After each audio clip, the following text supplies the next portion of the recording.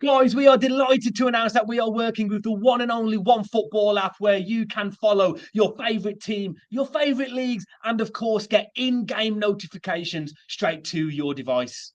And guys, that is not all. OneFootball are now offering people in the UK and Ireland the chance to watch selected match highlights and live games from some of the best leagues in the world. I'm talking Serie A, La Liga, Liga Portugal, and the DFB Pokal, including a Saturday night live Serie A game. So what more could you want? What are you waiting for? Head down to the link in the description below and download the OneFootball app.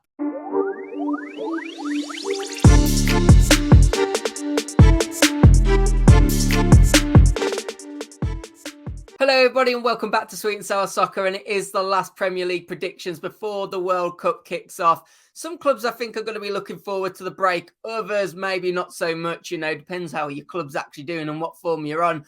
But we have got one last round of predictions. Guys, as always, do me a favour, hit that like button, please subscribe to the channel and download that OneFootball app, and let's jump into these predictions. And we kick off talking about Man City taking on Brentford. Now, if you want one hope for Brentford, if you did want to give them some kind of hope, it's the fact that they've only actually lost one in the last 5 games. Now, they have only won one of the last 5 games as well. But to be fair, I think they'd be happy if they could get a draw against Manchester City. Of course, 3 draws in the last 5.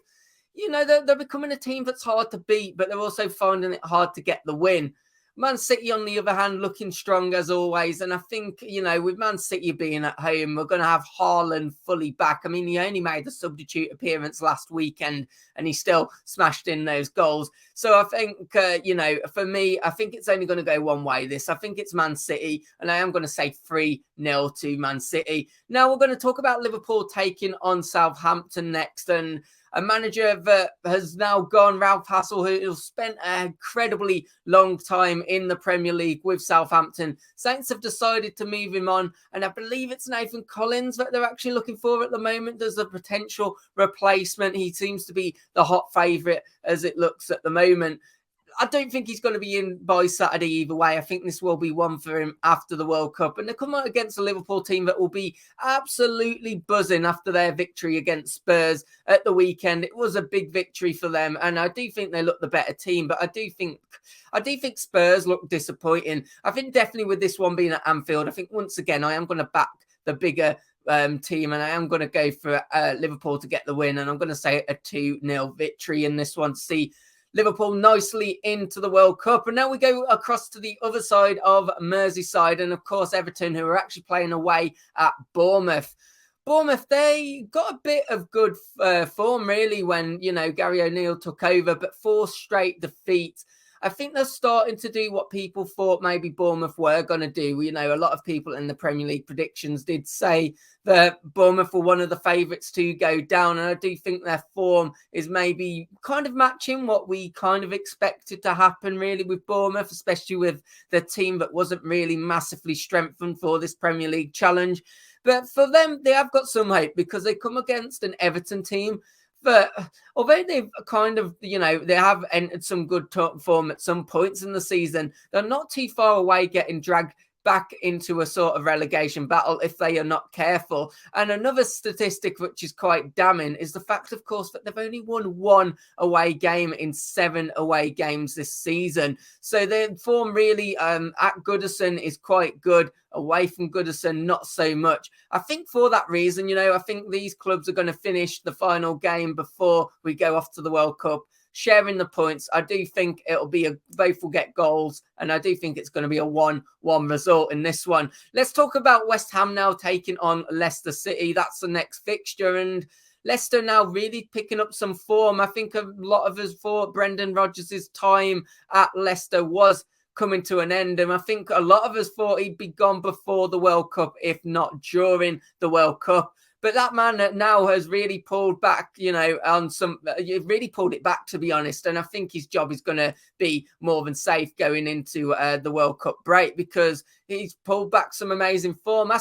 West Ham, on the other hand, I should say, not so much. Again, they had a bit of an upward form, but it has now dipped off. And another team, in fact, both of these teams really could do with a big result. The last fixture just to separate them from the conversations of the relegation battle. I think whichever team loses this fixture, people will start talking about whether they're actually in a relegation battle or not this season. I think for both of them, it would be nice to finish on some sort of high.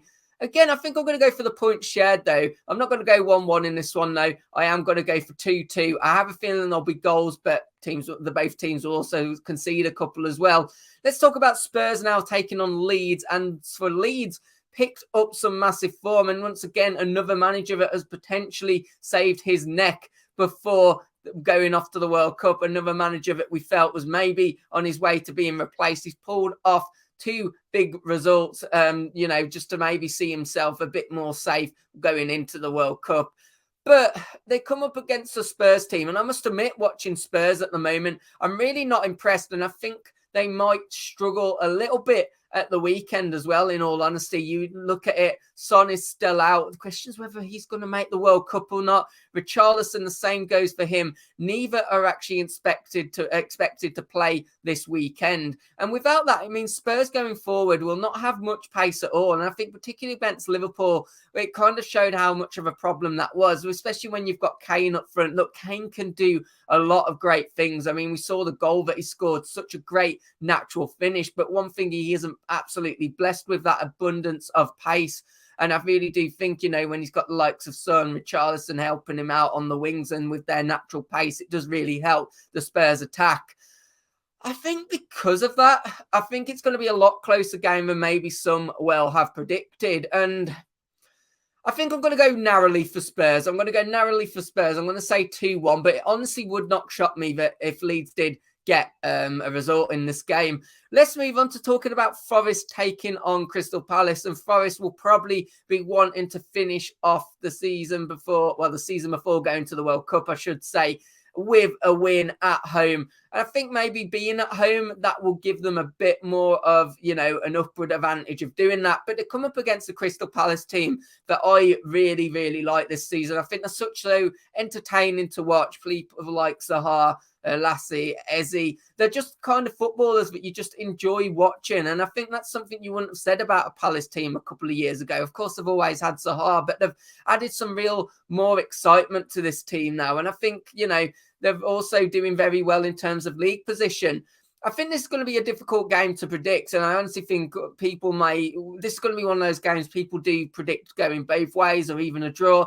I'm going to give it to the away team, though, if I'm being completely honest. I just really like Crystal Palace this season. I really like what they're doing, and I think they've got a lot of goals in them. So I'm going to go for a 3-1 victory in this one. Sorry, Forest fans.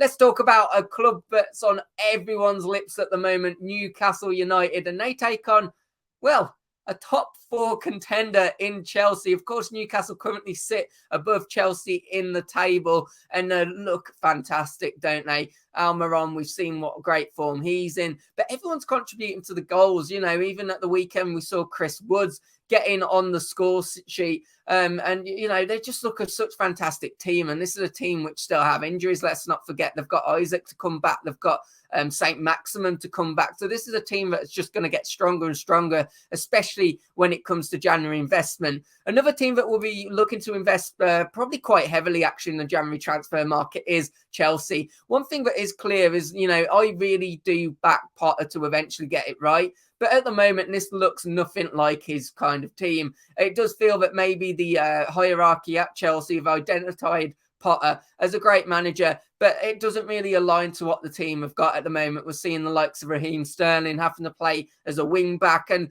it just looked a bit dysfunctional at the weekend. No one really seemed to know what they were doing, and to be honest, they were quite fortunate to actually only get beaten 1-0 in the end, because I think Arsenal just absolutely dominated them at the weekend. I think because this is at St. James's Park as well, I think Newcastle have a great chance of finishing this one off with a win. I'm going to go for a draw, though. I'm going to go for a 1-1 draw. And my reasoning for that, though, is because I think I could just see Potter being smart here. I think, one thing that I would say about Chelsea and that was displayed against Arsenal is that when needed to, yes, they didn't offer a lot going forward, but they can defend quite well. And I think because of that, I think Potter will kind of want not a catastrophe to finish off the going into the World Cup. I've actually fancied to actually play it safe, maybe go for a back five and just try and get some kind of result, especially away at Newcastle, which would be, I've got to be honest, that would be a fantastic result for Chelsea, the way Newcastle are playing at the moment. So I think the points will be shared. Let's move on to Wolves, my team taking on Arsenal. And look, I mean, trying to find a positive for Wolves. The new manager is coming in after the World Cup. He will be present at Molineux come Saturday. Nice Saturday 7:30 kickoff. I'm actually looking forward to this one. It does mean that I'll be able to go to the pub for quite a few hours before, which means maybe watching Wolves play football will be a little less painful for me. On the other hand, we've got Arsenal, who are playing absolutely fantastic football. And if I am being, do I admit to this? There's a part of me that's kind of accepted that Wolves are not going to win this one. And I'm kind of looking forward to sort of seeing how Arsenal play in the flesh almost, if you know what I mean. Of course, I'll be there hoping that my team can get the victory. But I've got to be honest, I hold absolutely no hope for us. I don't know whether Lopetegui, the new manager, will come in and he'll be able to give a master talk to the team. But he's definitely not the manager for this game. And even if he was, I don't think he'd turn things around that quickly, especially against a dominant Arsenal team. So I'm going to go 3-0 to Arsenal. Brighton taking on Aston Villa next. And I think this is one of those games that's going to be actually really interesting to predict because once again, two teams flying high. Quite funny when you consider the Brighton are called the Seagulls. Well, maybe just me that finds that funny. But anyway, Brighton currently sitting sixth in the table. And I say Villa flying high, maybe not so much in the league table, but Emery having an instant effect. Looked absolutely incredible, against Man United. And, just speaking to a few Villa fans as well, they've said it's just football that they've never really seen before. The tactics were so in-depth. They had ways of playing already, different ways and different formations in defence and attack. And I think there's just a real buzz around Villa Park because of that. Of course, this fixture isn't at Villa Park. It will be played at the Amex, but it's going to be a close game, but I am going to give it to Villa, and I am going to say it's going to be 2-1 to Aston Villa in this fixture. I think they will just nick it. Let's talk about Fulham now, taking on a very dysfunctional Manchester United team.